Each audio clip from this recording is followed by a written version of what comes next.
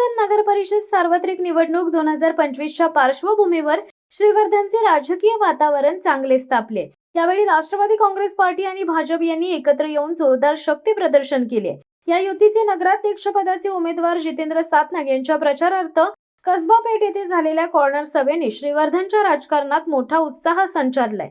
या महत्त्वपूर्ण सभेला खुद्द खासदार सुनीलजी तटकरे यांनी उपस्थित राहून युतीच्या उमेदवारांना ताकद दिली। त्यांच्यासोबत नगराध्यक्ष पदाचे उमेदवार जितेंद्र सातनाग, मुरकर मॅडम, विचारी सर, सबिस्ता मॅडम, सबा मॅडम, पाटील सर आणि युतीचे सर्व नगरसेवक पदाचे उमेदवार व कार्यकर्ते मोठ्या संख्येने उपस्थित होते। खासदार सुनील तटकरे यांनी आपल्या खास शैलीत विद्यमान सत्ताधाऱ्यांवर टीकेची तोफ डागली।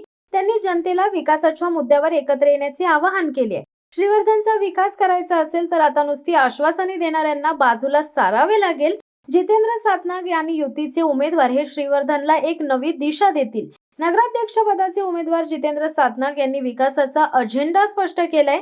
त्यांच्या भाषणाला आणि युतीच्या उमेदवारांना कसबा पेठेतील सर्वसामान्य नागरिकांनी प्रचंड मोठ्या प्रमाणात उपस्थित राहून प्रतिसाद दिला। श्रीवर्धनचा चेहरा बदलणार या घोषणेमुळे संपूर्ण कसबा पेठ दणाणून गेली होती।